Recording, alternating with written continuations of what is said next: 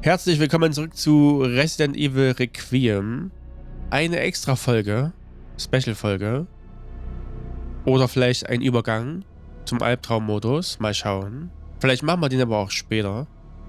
So, lass mal wir machen erstmal extra Inhalte. Gefährdentalisman Leon. Kann aus einer Versorgungstruhe abgeholt werden. Oh. Eine leichte Maschinenpistole, die mit einer Hand benutzt werden kann. Die Feuerrate ist gut, die Präzision weniger.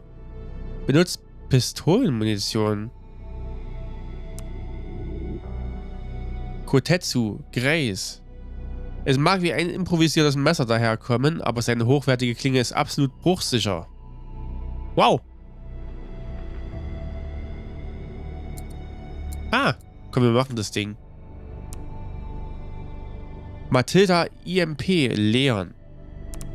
Ach, das ist für Grace.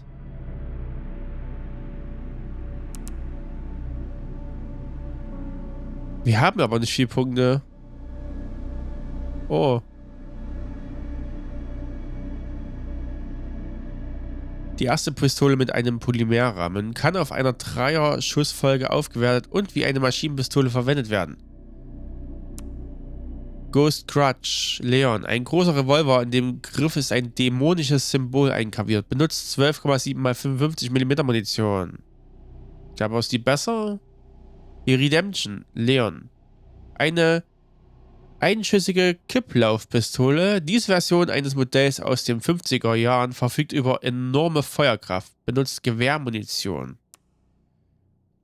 Die... cool. Die Kletterkarabiner Leon.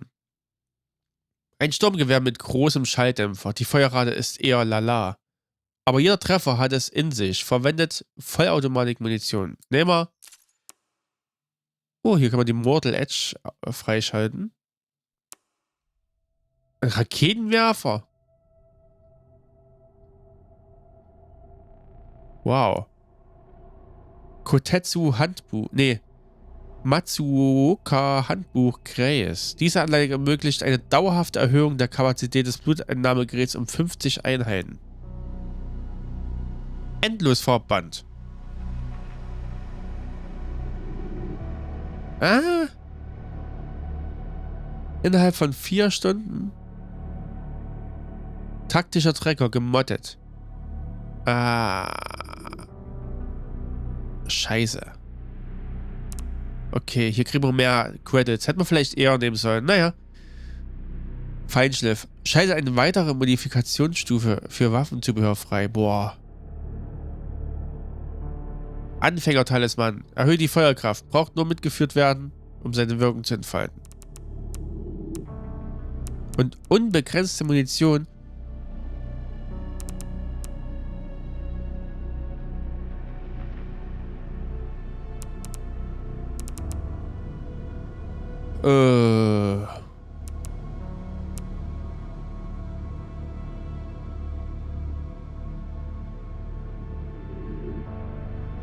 Das kann man eigentlich auch mal holen. Hosenanzug für Grace. RPD-Uniform für Leon. Waffen. Ach so, hier ist nochmal sortiert. Cool. Concept Arts.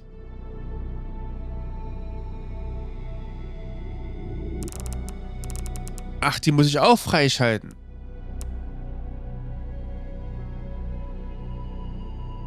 Warum habe ich so wenig AP? Ich dachte, ich hätte mehr.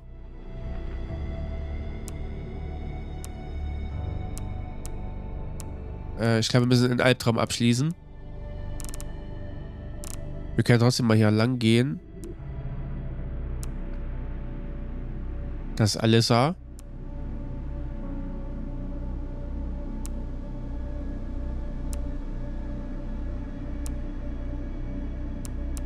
Die Hauptstraße war schon cool am Anfang. Elbridge. Ich wundere mich halt, ob die Mystery Coons auch weg sind, wenn wir jetzt einen neuen Lauf machen. Und dann halt nur noch die sehen oder hören, die halt noch offen sind. Waren ja nur 2 Stück. Nur. Das Mädchen. Ach, das ist das Mädchen. Da müssen wir die Requiem benutzen. Boah. Das kriegen wir hin. Ein Schuss. Emily. Das ist ein Chunk. Blisterborn. Okay.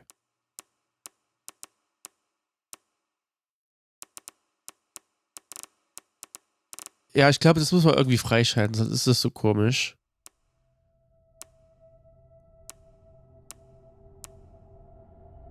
Der Tyrant.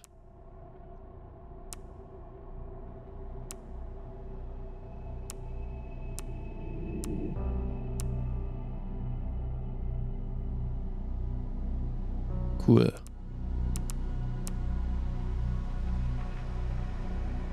Haben die wirklich umgesetzt, wie es aussieht.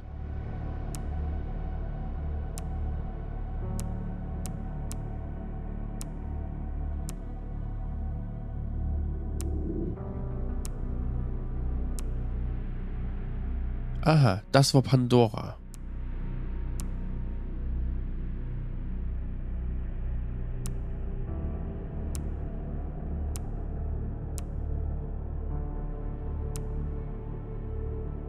Aha.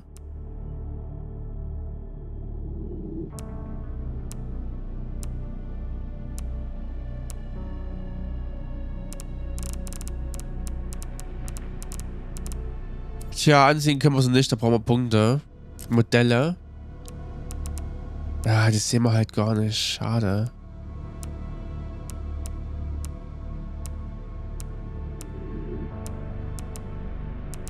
Naja, machen wir fix durch hier.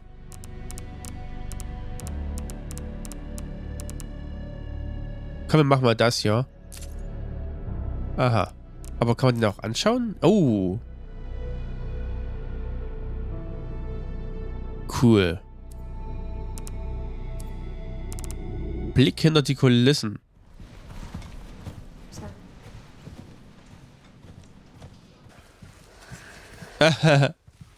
Cool. If this is about the report you asked for yesterday, it'll be ready in 3. No, 2 days, tops. Put a hold on that for now. We found another body. One that exhibits the same pathology as the others we've been investigating.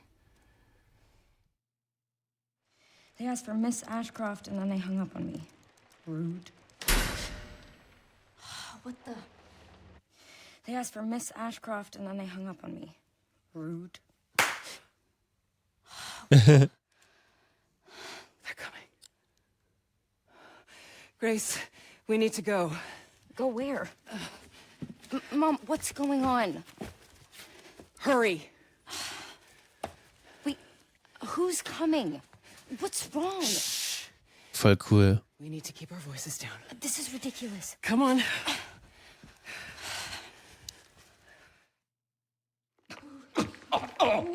What do I do?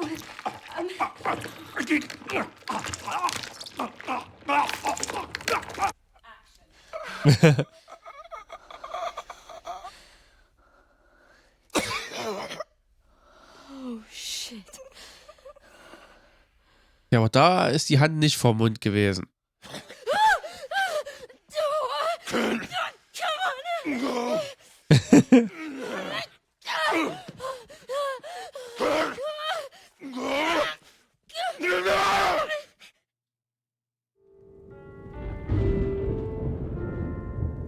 Ah ja, er. Hello? It hasn't been easy. But after much effort, here we finally are. Who are you? I know now that you're the one that I've been searching for. The special one. The chosen one. Miss Ashcroft.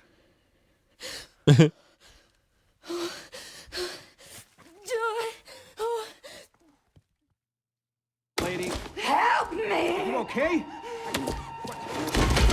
What are you doing?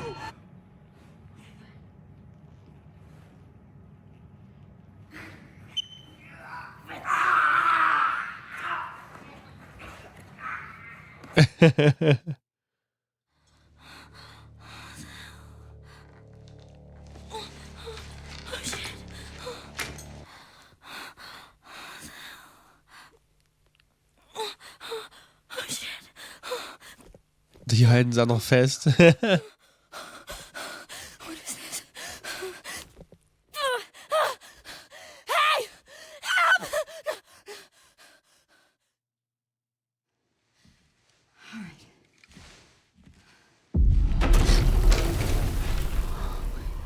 Oh oh.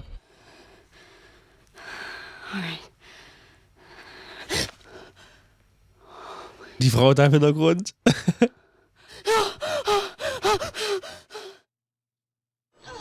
Oh, there are so many of them. Wie haben sie das gemacht?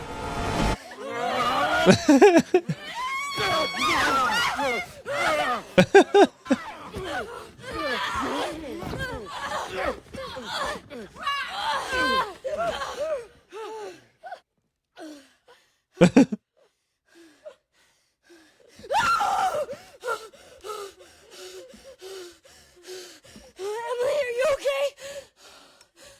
Oh, Emily. Oh. Backup is on the way. Not necessary. I'll neutralize the target myself. Okay, and 3, 2, 1, action! Don't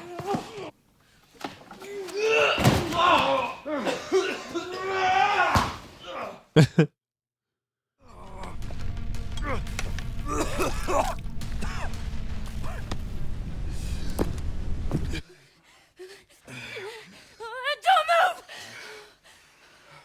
Oh, wait! You still need me, right?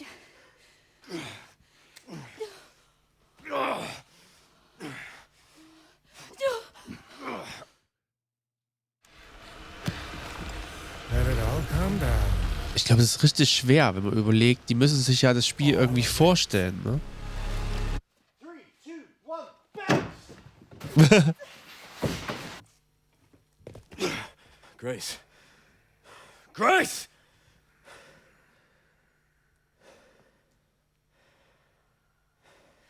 Time to bury Umbrella's last skeleton. Cool, cool. So sieht man mal, wie sie das Spiel machen. Steckt richtig viel dahinter. So, den Bericht. 60 Seiten. Schaffen wir das? Grace Bericht. Die Wahrheit über Raccoon City. Einleitung. 1998 wurde Raccoon City durch einen Ausbruch, verursacht durch ein Virus, das aus einem Labor des Pharma-Riesen Umbrella entweichen konnte, verwüstet. Die Regierung der Vereinigten Staaten bombardierte das Gebiet daraufhin mit einer Rakete, um die Infizierten zu vernichten, und errichtete eine Blockade um die gesamte Stadt. Nach einem Gerichtsverfahren meldete die Umbrella Corporation 2004 Konkurs an. Ein vollständiger Bericht der Ereignisse wurde nicht veröffentlicht. Im Oktober 2026 wurde jedoch bekannt, dass die Stadt als Umschlagplatz bei der Herstellung und dem Handel mit Biowaffen diente. Dieser Bericht widerlegt die bisherigen Erklärungen zu den Geschehnissen in Raccoon City und dokumentiert die neu aufgedeckten Fakten zum Vorfall. 1968. Um die tatsächlichen Fakten zu verstehen, müssen wir zu den Ursprüngen zurückkehren. Im Jahr 1968 gründeten Oswald E. Spencer, James Marcus und Edward Ashford die Umbrella Corporation. Die Schrecken des Zweiten Weltkriegs und des darauf folgenden Kalten Kriegs erfüllten Spencer mit einer tiefen Verzweiflung darüber, dass die Welt immer wieder dieselben Fehler wiederholte. Und er fühlte sich berufen, die Menschheit zu verändern. So sieht er aus. Laut den gerichtlichen Unterlagen zum Vorfall von Raccoon City war sein letztendliches Ziel die virale Evolution der Menschheit. Bei seiner intensiven Virusforschung griff er zu sowohl menschenunwürdigen als auch illegalen Methoden. Eine Tatsache, die auch heute als unumstößlich erachtet wird. 1970er Jahre. Seit der Gründung Umbrellas kam es innerhalb des Unternehmens zu plötzlichen Wechseln und internen Disputen, wobei der Konflikt zwischen Spencer und Marcus besonders ausgeprägt war. Laut den gerichtlichen Unterlagen führte vor allem dieser Konflikt zu den späteren ungewöhnlichen Entwicklungen. 1978 entwickelte James Marcus das T-Virus, das später die Ursache des erwähnten Ausbruchs werden sollte. 1980er Jahre. Dieser Zeitraum ist von entscheidender Bedeutung zum Verständnis des Vorfalls und seiner Ursachen. Spencers Einfluss und Errichtung des ARC.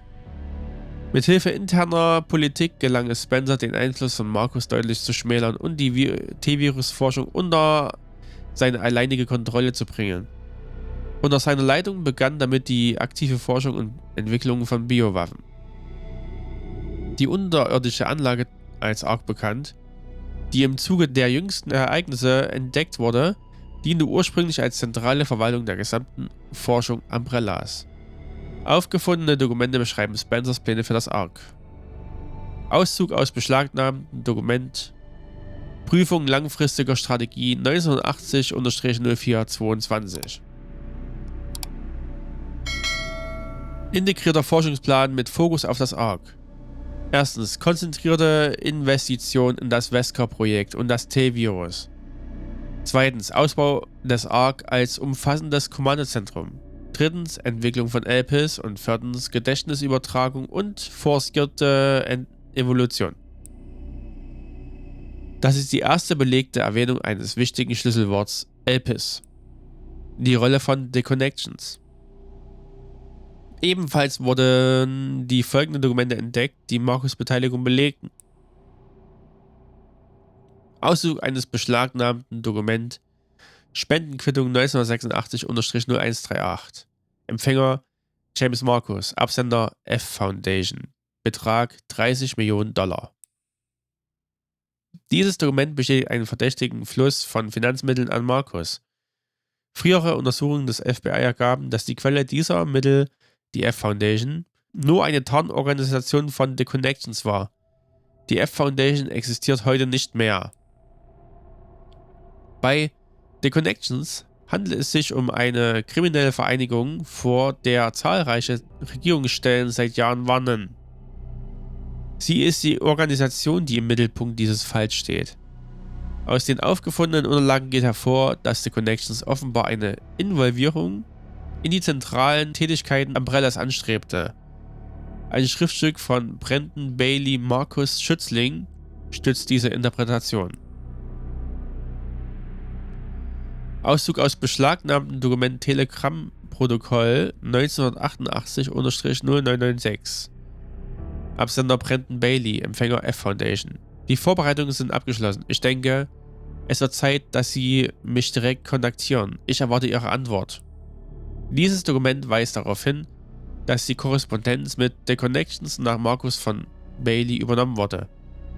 Es herrschte lange die Annahme, Bailey habe The Connections gegründet. Wir gehen heute jedoch davon aus, dass die Organisation bereits vor den 1980er Jahren tief in der kriminellen Unterwelt verwurzelt und Bailey höchstens ein kleines Rädchen im Getriebe war. Ein Gesamtbild von The Connections lässt sich nur schwer zeichnen. Spencers Säuberungsaktion. Um die uneingeschränkte Kontrolle über Umbrella zu erhalten, eliminierte Spencer systematisch jede interne Opposition und einflussreiche Rivalen. Eine Liste dieser Personen, offenbar von einem engen Vertrauten Spencers erstellt, wurde erst kürzlich entdeckt. Auszug aus beschlagnahmtem Dokument Liste der Personen zur Neubewertung. Gemäß dem Protokoll des CEOs zur Neubewertung sind Maßnahmen gegen diese Personen zu ergreifen. Cheryl Moore, Michael Kramer, James Marcus, weitere Namen ausgelassen. 1990er Jahre. Dank enger Verbindungen zur Regierung wuchs und expandierte Umbrella in diesen Jahren weiter. Das Unternehmen wurde so groß, dass Spencer nach und nach die Kontrolle verlor. Aufgrund nachlässigen Managements kam es in den Einrichtungen von Umbrella häufig zu Unfällen. Darüber hinaus gelang es Konkurrenzunternehmen und The Connections, eigene Informanten einzuschleusen und so vertrauliche Informationen zu erhalten. Trotz dieser Umstände war Spencer in der Lage, die Forschung, die er im ARC betrieb, geheim zu halten und abzuschließen. Das Resultat dieser Forschung: ELPIS.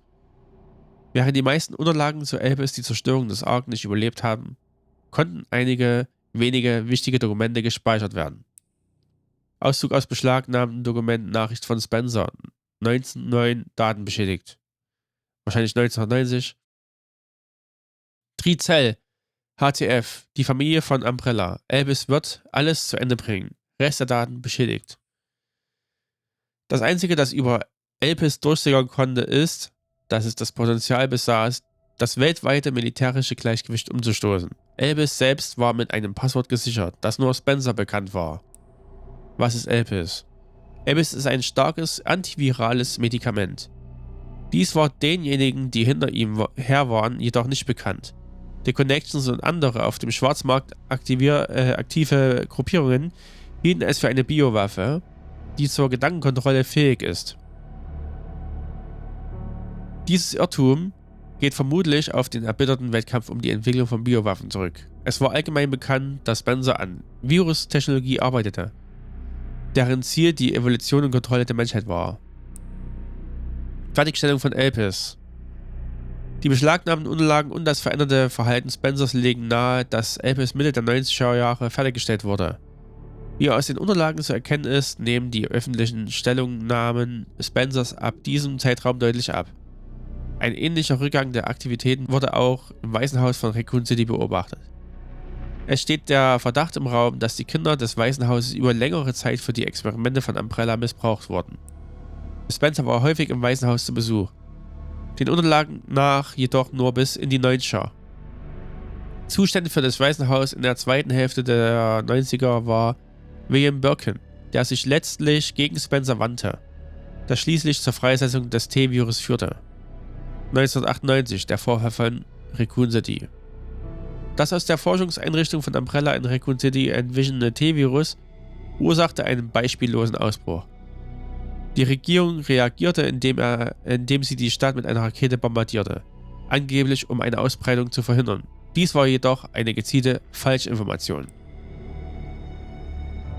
Der tatsächliche Plan war es, die geheimen Absprachen zwischen der Regierung und Umbrella zu vertuschen und Spencer die Schuld für die illegalen Aktivitäten zu geben. Gefundenen Unterlagen zufolge setzte die The Connections sich bei der Regierung für den Raketenangriff ein. Auszug aus beschlagnahmten Dokumenten, Zugriffsprotokoll, erste Versammlung. Das Ark ist gesichert, beginnen Sie mit dem Beschuss. Alle Schuld wird auf Spencer fallen. Damit wird Umbrella aufgelöst und wir werden alle Vermögenswerte beschlagnahmen. Es ging The Connections darum, Umbrella zu plündern und das zu erhalten, von dem die Organisation vermutete, dass es ihr die militärische Vormacht gewähren würde, Elpis. Dank Bailey wusste The Connections über die internen Prozeduren von Umbrella vor dem Vorfall von Raccoon City Bescheid. So konnte man das Ark zügig sichern, bevor die Regierung mit dem Raketenangriff beauftragt wurde. Nach dem Vorfall von Raccoon City, der Umbrella-Prozess. Bekanntermaßen kam es nach den Ereignissen von Raccoon City zu einem Prozess. Zeugenaussagen von Überlebenden sowie vom Global Pharmaceutical Consortium vorgelegte Beweise belegten den Umfang der gewissenlosen Aktivitäten von Umbrella. Die Beweise gegen Spencer wurden von seinem Untergebenen Albert Wesker präsentiert. Inzwischen ist es bekannt, dass Wesker mit Tricell in Verbindung stand, das wiederum enge Verbindungen zu The Connections hatte. Daher liegt es nahe, dass sowohl die Regierung als auch The Connections während des Prozesses Druck auf ihn ausübten. Infolge des Prozesses sah sich Umbrella 2004 zum Konkurs gezwungen. Wie von The Connections und der Regierung beabsichtigt, gab man Oswald E. Spencer die Schuld und er verschwand aus der Öffentlichkeit. Übernahme des Ark. The Connections und die Regierung beschlagnahmten im Zuge des Vorfalls von Raccoon City das Ark. Von da an diente die Einrichtung als Zentrum für die Erforschung und Entwicklung sowie den Vertrieb von Biowaffen. Es wurden auch Dokumente beschlagnahmt, bei denen es sich vermutlich um Transaktionslisten handelt. In diesen Listen finden sich Konkurrenten von Umbrella sowie Organisationen, denen bereits frühere illegale Aktivitäten zur Last gelegt wurden. Leider gingen mit der Zerstörung des Ark die meisten Beweise verloren. Die Suche danach dauerte an. Doch ein Erfolg ist unwahrscheinlich. Ausbreitung des Bioterrorismus. Nach dem Vorfall von Raccoon City gelangten waffentaugliche Viren Umbrellas im Umlauf. In der Folge häuften sich weltweite Fälle von Bioterrorismus, bei denen diese Technologie zum Einsatz kam. 2013 wurde der damalige Präsident Adam Benford bei einem bioterroristischen Attentat ermordet. Geheimdienstberichten zufolge hatte er vorgehabt, die Wahrheit über den Vorfall von Raccoon City aufzudecken. Es ist möglich, dass die in diesem Bericht enthüllten Fakten Benford bekannt waren. Spencers letzte Jahre. Über Spencers Jahre nach der Auflösung Umbrellas ist nur wenig bekannt, wobei nun eine neue Informationsquelle entdeckt wurde. Ein von Alyssa Ashcroft geführtes Interview. Trotz seiner Verantwortung für zahllose Gräueltaten zeigte Spencer in diesem Interview gewisse Anzeichen von Reue. Fast, als ob er nach Wiedergutmachung suchte. Elbis ist ein wirksames Instrument, um Viruswaffen unschädlich zu machen, könnte aber auch anderweitig ein Wundermittel für friedliche Zwecke sein. Möglicherweise waren Spencers wahre Motive hinter Elbis die Suche nach Frieden und Erlösung. In seinen späten Jahren war er weiterhin von der Idee einer Evolution der Menschheit besessen. Doch Zeugenaussagen beschreiben ihn nur als einen senilen alten Mann. Spencer starb 2006 auf seinem abgelegten Anwesen. Seine wahren Absichten hinter der Entwicklung von Elpis konnten nicht geklärt werden. Fazit: Wie aus den Unterlagen klar hervorgeht, war die Auflösung der Umbrella Corporation ein Plan, der von The Connections und der US-Regierung gemeinsam ausgeführt wurde. Darüber hinaus waren beide in die illegale Entwicklung von und den Handeln mit Biowaffen in Raccoon City verwickelt. Inwieweit frühere und jetzige Regierungen daran beteiligt waren, muss man untersucht werden. Was The Connections betrifft, bleibt das meiste im Dunkeln. Viele Unterlagen über die Beteiligung der Organisation gingen bei der Zerstörung des Ark verloren. Unzählige Menschen haben ihr Leben verloren. Als Beamte der Regierung sind wir verpflichtet, die Wahrheit aufzudecken, selbst wenn sie nur dazu dient, dass die Opfer dieser abscheulichen Taten einen Abschluss finden können. Grace Ashcroft, Kriminalanalytikerin für das FBI. Boah. Gut, zurück. Gut, liebe Leute, das war's für heute. Lasst ein Like und ein Abo da und habt noch einen schönen Abend. Macht's gut, ciao.